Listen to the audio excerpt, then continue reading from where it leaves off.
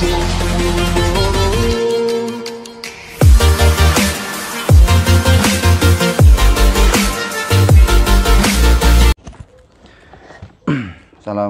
warahmatullahi wabarakatuh. Bismillahirrahmanirrahim. Ila hadratil Mustafa Rasulullah sallallahu alaihi wasallam wa ala alihi wa azwajihi wa dzurriyyatihi wa ila hadrat.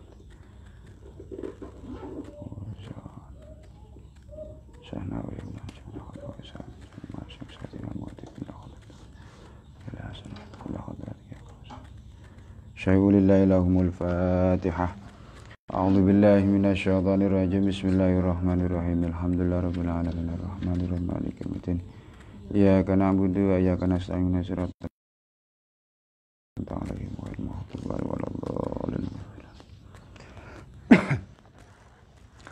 Bismillah, alhamdulillah, wassalatu wassalamu ala rasulillah, la nabiyya ba'dah, la hawla wa la quwata illa billah. Rahli sadri wa yassir li amri wa hlul 'uqdatam min lisani yafqahu qawli. Allahumma anfa'na bima 'allamtana wa 'allimna ma yanfa'una warzuqna. Rabbana dhalamna anfusana wa illam taghfir lana wa tarhamna lanakunanna min khasirin. Bismillahirrahmanirrahim. Qala al-musannifu rahimakumullah wa nafa'ana bi ulumi fid dharain amin Allahumma amin.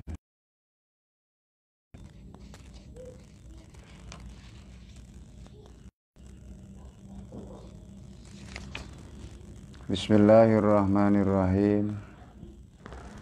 Faslun man ing taqadha. Man ing taqadha. Temu Mas Rehan. Betul. Jenengan wingi mboten pangkat sih. Nggih.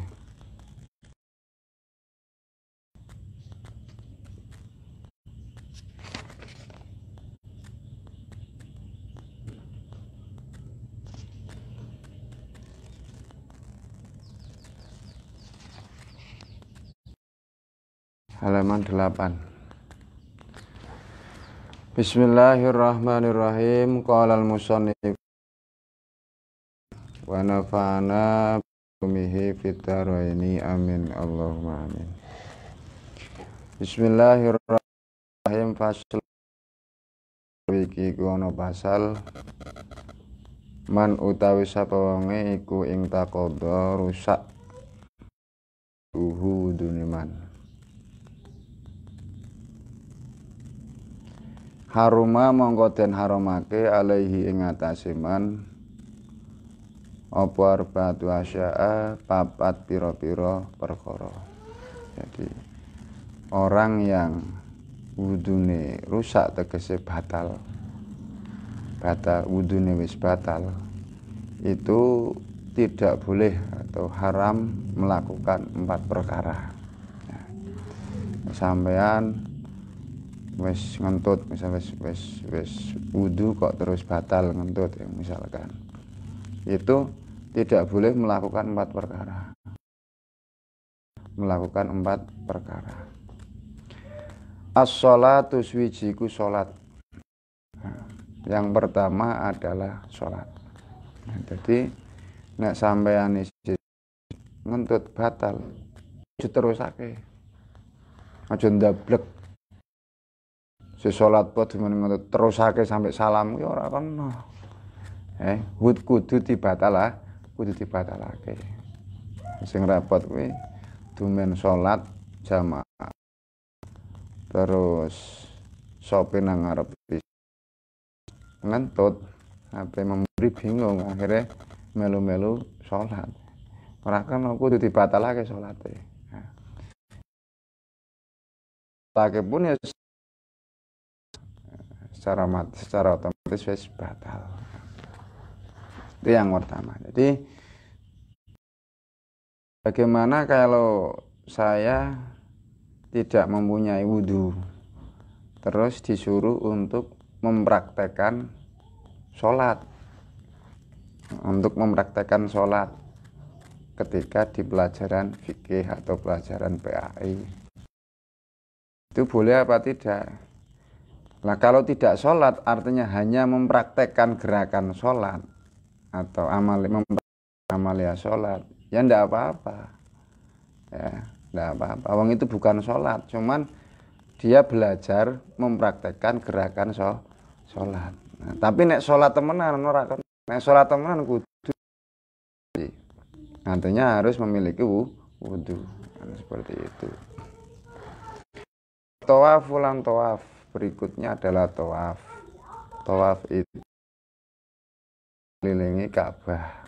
Mubeng Ka'bah itu namanya tawaf.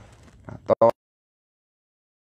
artinya harus memiliki wudu suci hadas kecil maupun dari hadas besar. Lah, suci dari hadas kecil itu diantaranya adalah dia harus memiliki wudu. Nah, ini bagi mereka yang tawaf itu saat umroh atau saat haji. Hari ini kalau kita melihat di media sosial, baik di Facebook atau Instagram atau di TV, bahkan di Ka'bah itu kosong ya. Hanya diisi oleh beberapa orang. Sehingga sebenarnya situasi seperti ini kalau memang penduduk sana asli, tawaf itu sangat gampang.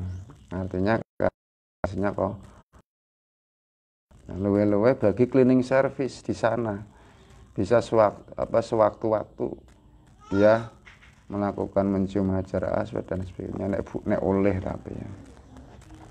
Karena sepi. Arab itu ditutup. Bahkan mungkin selain kota Mekah sendiri tidak diperbolehkan untuk masuk ke Ka'bah. Karena PSBB ataupun penerapan lockdown, karantina bahkan negara kan. Maka tidak boleh orang masuk ke sana di situasi ini COVID-19 seperti ini. Tapi hari-hari biasa ya tawaf pun ya harus memiliki tenaga ekstra karena harus berjubel-jubel dengan orang dari berbagai negara, dari yang sampai yang badannya ya. Dan itu sambil ya, cuman di situasi seperti inilah Ka'bah menjadi lengang atau sepi. Mohon musapilan demok mushab. Yang ngemek mushab, yang disebut dengan mushab itu apa? Yang disebut dengan mushab itu lembaran bertuliskan Al-Quran. Lembaran bertuliskan Al-Quran seperti ya Al-Quran yang kitab Al-Quran punya itu namanya mushab ya. Nah, di saat sampean orang di wudu atau wudu batal tidak boleh menyentuh ya. Tidak boleh menyentuh. Wa hamluhu lan gawa mushab. Menyentuh tidak boleh apalagi membawa. Pak, dalam situasi tertentu misalkan saya di jalanan terus melihat mushab berjajaran kan yang di kertas kemudian berjajaran atau berada di jalan. Kalau tidak saya singkirkan, ini rawan diinjak-injak, entah itu oleh kendaraan atau yang lain. Sementara saya belum memiliki wudu karena di perjalanan. Dalam situasi seperti itu, bolehkah saya menyentuh mushab tersebut kemudian diamankan? Boleh kalau dalam keadaan darurat seperti itu, daripada injak. Bagaimana perlakuan kita terhadap mushab? Misalkan yang kurang layak, misalkan karena saking lutuke mushab Quran mau, terus sebagian lembaran sudah pada merotol, dibaca sudah tidak enak. Nah, itu perlakuannya bagaimana agar tetap, sebab dibuang tidak mungkin, yang diletakkan tidak mungkin, bisa bahaya kena dan sebagainya lah. Itu caranya bagaimana? Caranya dibakar biar aman ya. Dibakar tapi di tempat yang bersih, jangan dibakar dicampur dengan sampah. Nah, dibakar diniati untuk menyelamatkan mushaf ini biar tidak atau di tempat yang tidak pantas. Nah. Wa yahrumu lan haram alal junubi ngatasi wong kang jinabah apa sitatu asya'a 6 pira-pira perkara. Orang jinabat itu orang yang setelah berhubungan suami istri atau orang yang setelah namanya atau orang yang keluar mani, baru keluar mani itu namanya jinabat. Itu haram melakukan 6 perkara. Yang pertama, suatu orang jinabat tidak boleh melakukan sholat. Ojo ndablek sholat ke orang nganggo wudu atau isi menyandang hadas besar, itu tidak boleh. Ya, termasuk jinabat itu adalah orang yang sedang haid sendiri. Wa tawaf ulan tawaf, sama orang jinabat tidak boleh tawaf. Ya, tadi sebagaimana sudah saya terangkan, tawaf itu yaitu mengelilingi Ka'bah. Wa masul mushafi lan demok mushaf, ngemek wa hamluhu lan gawa mushaf. Demek wae ora oleh, apa maneh gawa. Nah, Pak, bagaimana kalau penjual Quran, penjual mushaf Quran? Itu harusnya bagaimana? Bagi pedagang Al-Quran harusnya selalu menjaga wudhu. Harusnya menjaga wudhu. Karena pedagang Quran itu kan selalu dengan Al-Quran, maka dia harus menjaga wudhunya. Nah, yang beli Pak, yang beli pun juga sama. Kalau kamu mau beli Al-Quran, ya wudhu dulu, biar tidak sembarangan menyentuh. Ya, tidak sembarangan menyentuh. Pak, lah misalkan beli kitab tetapi bukan Al-Quran, tapi sebagian tulisannya ada Al-Qurannya. Misalkan saya membeli Majmu' Syarif atau kitab Yasin, itu bagaimana Pak?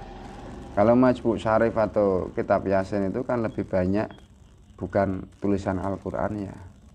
Ya. Yang Al-Quran hanya Yasin, tapi doa-doanya banyak sekali. Itu kalau itu tidak apa-apa. Yang dimaksud di sini itu yang khusus Al-Quran. Ya. Ingat, Al-Quran loh, bukan tulisan Arab. Jadi jangan salah artikan. Sebab ada orang yang menyalahartikan bahwa segala tulisan Arab itu dianggap adalah tulisan Al-Quran. Padahal belum tentu. Betul bahwa Al-Quran pasti bertuliskan Arab, tapi belum tentu sesuai itu adalah bahasa Al-Quran. Belum tentu. Dulu itu pernah viral sandal jepit yang ditulis asyimalu wal yamin, al yamin wasyimal. Yamin itu artinya, shimal itu artinya kiri. Nah, itu ada orang yang menganggap namanya katanya pelecehan terhadap Al-Quran, terhadap bahasa Arab. Loh, pelecehan bagaimana? Wong memang tulisannya seperti itu. Kanan itu ya yamin, kiri itu shimal, pakai bahasa Arab. Dan kalau ini menganggap segala hal tulisannya pakai Arab, sisan WC itu WC, kloset nggak, tapi tulisannya Arab. Nah, nek kok itu dianggap pelecehan, berarti orang Arab udah melecehkan.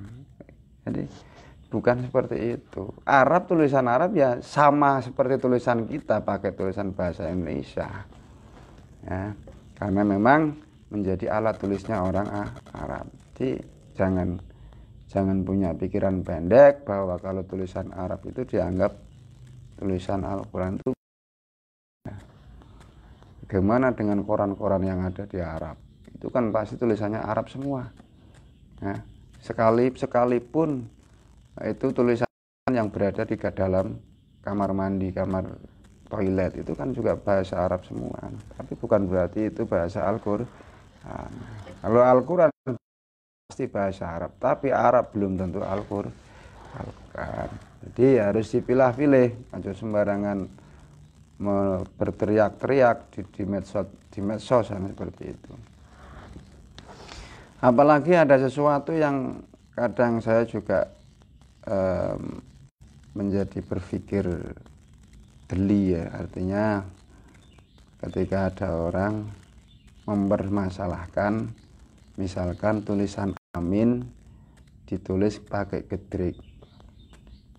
Nah, amin hanya AMIN itu dianggap salah, itu salah, harusnya AMIIN. Itu artinya nanti beda dan sebagainya. Loh, beda bagaimana? Kalau mau tulisan yang benar ya pakai Arabnya, bukan gedriknya. Gedrik enggak usah. APAMN tok ya boleh, yang penting kan bunyinya sama, kan seperti itu. Amin sebagaimana dalam tulisan Arab. Nah, banyak orang yang mempersoalkan itu. Nulis ya Assalamualaikum pakai as saja, itu kemudian dipersoalkan. Nek mau betul, nek meh bener nganggo tulisan asli nih, ya kuwi Arab. Nah, tapi nek selagi bukan tulisan Arab, ya ndak usah dipersoalkan. Wong itu hanya media pemahaman atau menulis dalam bentuk bahasa kita kok, kan seperti itu. Nah, jadi jangan punya pikiran yang aneh-aneh serba fanatik seperti itu, ya. Kalau mau benar ya lihat tulisan aslinya, yaitu bahasa Arabnya, bukan gedriknya. Nah, gedrik ya disamakan dengan tulisan aslinya ndak bakalan sama, ndak bakalan betul. Walubsulan meneng fil masjid, yang dalam masjid. Berikutnya orang yang junub, yang baru keluar mani tadi, itu tidak boleh berdiam diri di masjid, ya. Masjid, meskipun dia tidur di masjid kemudian mimpi basah, setelah bangun harus segera keluar dari masjid, jangan kemudian melanjutkan tidur di masjid. Wa qiraatul Qur'an, la maca Qur'an. Wong junub tidak boleh membaca Al-Qur'an, tidak boleh. Karena kalau wiridan bagaimana Pak? Membaca misalkan membacanya menjadi bismillah, bukan Al-Quran tapi wiridan. Kemudian astagfirullah, kemudian la ilaha illallah, itu boleh enggak? Boleh kalau wiridan. Ya yang termasuk tidak boleh berarti nulis Al-Quran. Sebab nulis Al-Quran itu otomatis baca. Orang baca itu pasti, nulis itu pasti baca, ya.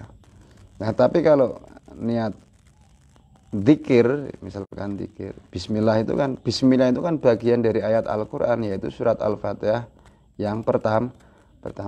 Kalau kalian niatnya wiridan, zikir karena mau memulai sesuatu, itu enggak apa-apa. Tapi kalau niatnya kok membaca Al-Quran dalam arti ayat pertama surat Al-Fatihah, maka itu boleh dalam situasi membawa hadas besar, yaitu seperti itu. Sekarang wa yahrumu lan haram bil haidzi kelawan haid. Sekarang ya haid, kalau tadi itu ya laki-laki perempuan, ya kalau yang ini khusus bagi perempuan, karena yang haid itu hanya perempuan.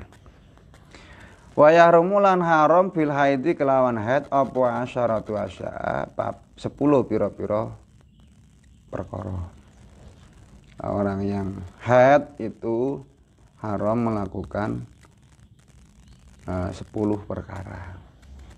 10 perkara tuswijiku sholat. Ya, orang yang haid itu haram melakukan sholat. Sebagaimana sudah tadi diterangkan sama. Wa tawaf ulan tawaf. sama. Wa masul mushafu lan demok mushaf sama. Bawa mushaf.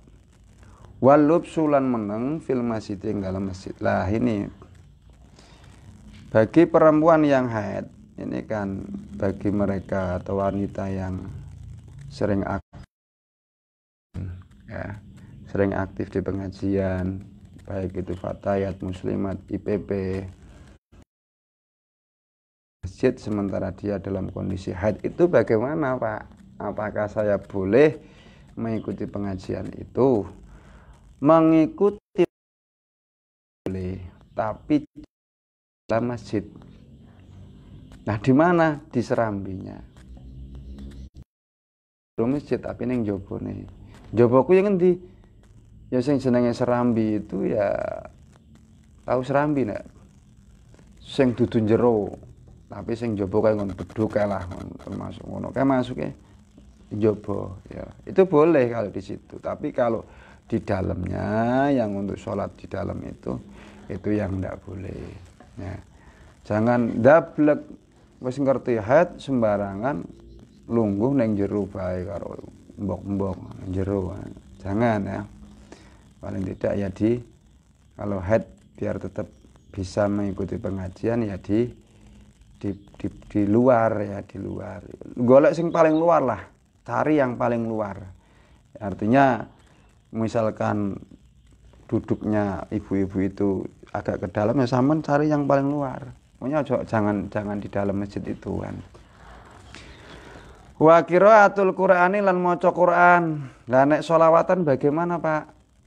Nah, sholawatan berjanjian boleh kalau sholawatan. Nah, jadi jangan punya anggapan bahwa sholawatan bagi orang yang haid itu tidak boleh. Tidak, tetap boleh. Ya, sampean punya misalkan lagi haid kok berjanjian Allahumma sholli wa sallim wa barik alaih al jannatu wa na'imu wa sa'atu lima yusalli wa sallim wa yubarik alaih. Boleh ya, karena itu bukan Al-Quran ya, karena itu bukan Al-Quran. Atau tiba boleh, doa-doa boleh, zikir boleh ya. Nah, pertanyaan lagi Pak, pelajaran PAI atau pelajaran agama. Kemudian itu disuruh untuk menulis ayat Al-Quran. Nah, sementara saya sedang haid Pak, terus bagaimana? Ya sampean matur wae karo Pak Guru Bu Guru. Pangapunten kok kula kok tasik haid. Ya wis. Atau jenengan niati nulis dikiran mawon, nulis dikiran jangan nulis ayat Al-Qur'an. Wis sakape nulis Arab bae. Ape nulis Arab bae, jangan niat nulis Al-Qur'an, tapi niatilah nulis Arab. Seperti itu. Wasaumu lan poso. Orang poso. Lah ini kalau tadi orang junub poso tidak membatalkan puasa ya. Artinya yang namanya junub itu tidak harus hubungan suami istri. Kalau orang di bulan puasa secara sengaja hubungan suami istri jelas itu dosa besar ya. Secara sengaja hubungan suami istri di bulan Ramadan siang-siang itu hukumnya dosa besar. Tetapi manakala junub karena mimpi basah maka tidak menyebabkan puasa. Misalkan bar sahur turu terus ngimpi ya, itu tidak menyebabkan puasanya batal. Puasanya tetap sah. Mong ketika seseorang itu mau sholat dia harus mandi. Itu kudu adus gede atau adus junub. Kan seperti itu ya. Nah, tapi tidak menyebabkan batalnya puasa. Sebab banyak pertanyaan yang kadang masuk ning imbokan Facebook itu, Pak, Kalau saya masih junub kemudian puasa, itu sah apa tidak? Ya. Kalau junub puasa sah. Ya. Cuman ketika mau sholat subuh kan tentunya harus mandi. Atau dia tidurnya siang-siang. Ya, tidurnya siang-siang kemudian mimpi basah, kemudian junub. Ya dia tetap tidak batal puasanya. Ya, cuman ketika dia hendak sholat asar, dia harus mandi sesucian seperti itu. Ya. Tapi jika secara sengaja istri pada siang, dia kena dosa besar. Harus digantinya apa? Hukumannya apa? Bagi orang yang sengaja istri siang hari, puasa 2 bulan berturut-turut. Bahkan pada suatu ketika ada sahabat Rasul wong sing nembe benar, ya, kemudian lapor marang Kanjeng Nabi, ya Rasulullah, kula niki pengantin anyar, hubungan suami istri siang-siang itu niku pripun? Kanjeng Nabi, waduh, sampean kudu poso 2 bulan berturut-turut. Ya Rasulullah, kan kok puasa 2 bulan berturut-turut, yang 1 bulan saja ini jebol. Nah, kalau seperti itu, Rasulullah, bagaimana mungkin saya bisa memerdekakan budak dan tidak punya budak? Ya udah, kamu memberi makan kepada 60 orang. Ya Rasulullah, bagaimana mungkin saya bisa memberi makan kepada orang? Saya tidak punya untuk membeli makanan untuk membeli makanan tersebut. Ya. Kalau seperti itu tunggu di sini.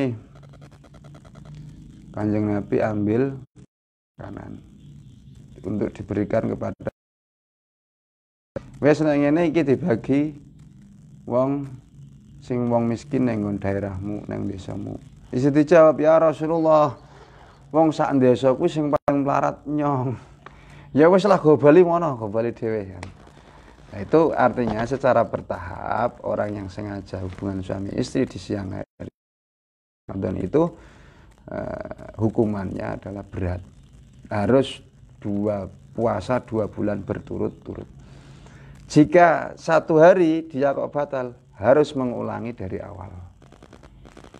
Wes sewulan berdino misalkan, sudah 1 bulan lebih dari 28 hari, berarti kan tinggal 2 hari lagi 2 bulan, kok batal dari 0 lagi. Nah, itu berarti. Maka jangan sekali-kali secara sengaja nantang berhubungan suami istri secara sengaja di bulan Ramadan, itu hukumannya berat. Wa tolakulan tolak itu sedang haid itu dilarang cerai. Nah, orang yang sedang haid itu dilarang cerai. Wal mururuan liwat fil masjidani ing dalam masjid loro. Khafat krana wedi talwi sahu ing godrete haid. Nah, berikutnya bagi orang yang sedang haid dilarang melakukan atau melewati lewat masjid netes. Nah, tapi kan zaman sekarang tidak khawatir lagi karena sudah ada pembalut. Nah, sehingga ya orang masalah nek memang sudah balut, orang khawatir netes ora apa-apa. Wal istimta'ulan ngalap seneng-seneng bima kelawan perkara atau panggonan baina surati ing dalam antarane wudel warubati lan dengkul. Kesenangan antara wudel sampai dengkul itu bagi mereka yang sudah atau bagi mereka yang haid, seperti itu. Bon. Jam piro, Dil?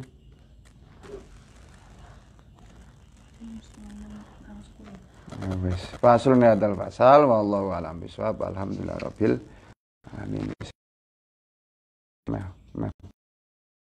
Hidup-hidup sampean ngabuburit daripada